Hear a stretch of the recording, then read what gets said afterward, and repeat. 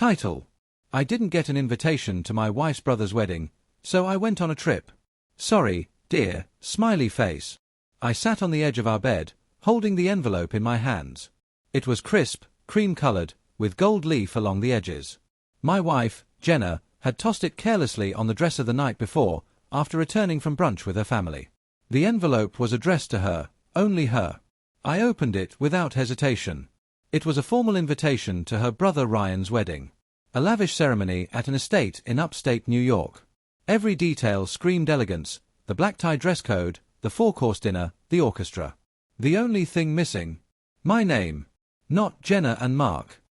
Just Jenna Lynn Walters. My heart felt like it paused. Not skipped, paused. A slow and suffocating silence filled the room. We had been married for 6 years. I'd been to every holiday gathering, smiled through every dinner with her judgmental parents, cheered at Ryan's graduation. I was her husband, yet here, I didn't exist. That evening, I approached Jenna while she was in the kitchen, scrolling through Instagram and half listening to a podcast. "Hey," I said gently. "You got the wedding invite?" She didn't even look up. Yeah. It's gorgeous, right? Yeah. Just, they didn't include me." A pause. She looked up, finally, eyes still absent. "I know," she said. "It's complicated." Complicated. My mom, she thought it might be easier. Ryan didn't want any drama. You know how he feels about me. I interrupted. "What exactly did I do, Jenna?" She put her phone down slowly. "Mark, don't make this bigger than it is. It's just one weekend." I laughed bitterly. One weekend where your whole family gathers, celebrates love, and deliberately excludes your husband. "You know how my family can be," she said. "My mom's still holding on to that Thanksgiving fight from 2 years ago. Your mom called me a freeloader because I was between jobs, and you said nothing." Silence. "I just don't want to start anything," she mumbled. I looked at her for a long time. That was her answer. Avoid conflict, sweep me under the rug. Like I was the embarrassing part of her life. I walked out of the kitchen, took a long breath, and sat down on the couch. That's when the idea hit me. The morning of the wedding, Jenna was already packed. A navy blue suitcase, an elegant dress bag, and her curling iron buzzing in the bathroom. "You're sure you'll be okay this weekend?" she asked, adjusting her earring. I smiled. "Totally. I actually planned a little trip myself." She paused. "A trip?" "Yeah. Just something spontaneous. I thought I'd give you space with your family. Figured I'd go explore somewhere I don't feel invisible." She raised a brow. "That's dramatic." I shrugged. "Maybe." She kissed me lightly on the cheek. "I'll send you pictures." "I'm sure you will," I said, grabbing my bag. As she drove off in her Uber, waving like everything was normal, I booked a last-minute flight to Arizona, somewhere warm, quiet, and completely disconnected. Sedona was beautiful. Red rocks, peaceful trails, silence that echoed louder than any wedding band. I checked into a cozy lodge surrounded by nature. I didn't tell anyone where I was going, didn't post a single photo. I just disappeared. I hiked. I read. I journaled. I sat by the fire with strangers and had deep conversations about everything but weddings and expectations. By the second night, I felt something I hadn't felt in years: peace. On the third morning, I got a message from Jenna. "Wedding went great. Sorry again. Hope your weekend's okay, smiley face."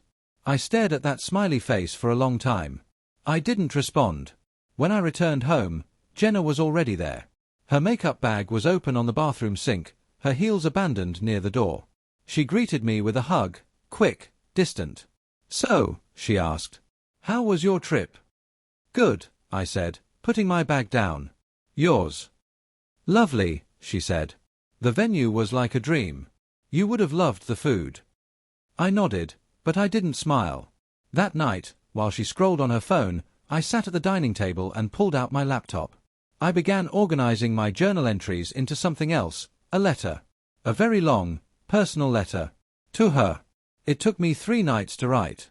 I poured into it every silent moment I'd endured. Every dinner where I was talked over, every time her mother made a jab at me, every moment Jenna didn't defend me.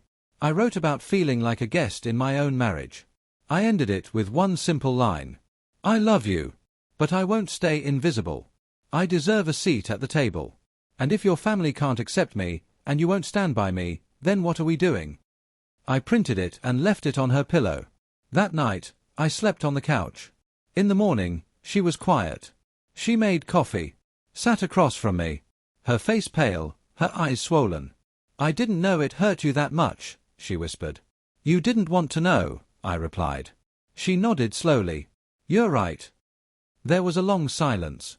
They think you're not good enough, she said softly. That I could have done better. I laughed bitterly. And what do you think, Jenna? She didn't answer right away. That silence answered for her. I think I've spent years trying to please people who don't actually care about me, she finally said.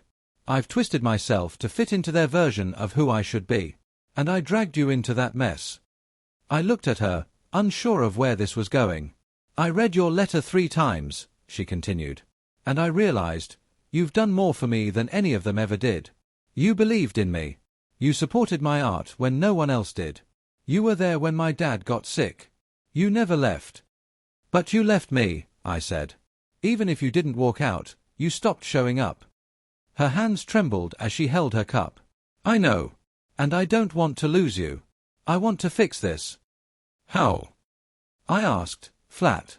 I've already started. I texted Ryan. Told him it was wrong not to invite you.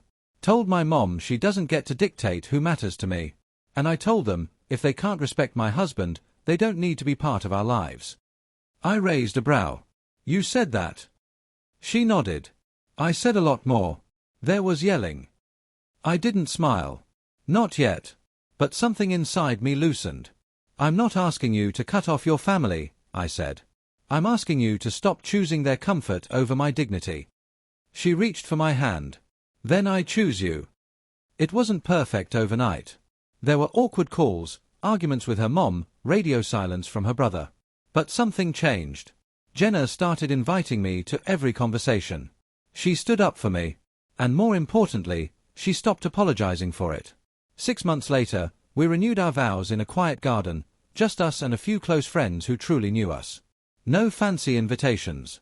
No judgmental whispers. No one trying to rewrite our story. Just love. Just respect. Just truth. As we exchanged rings again, Jenna leaned in and whispered, Sorry, dear, for before. I see you now. And this time, I believed her. The end.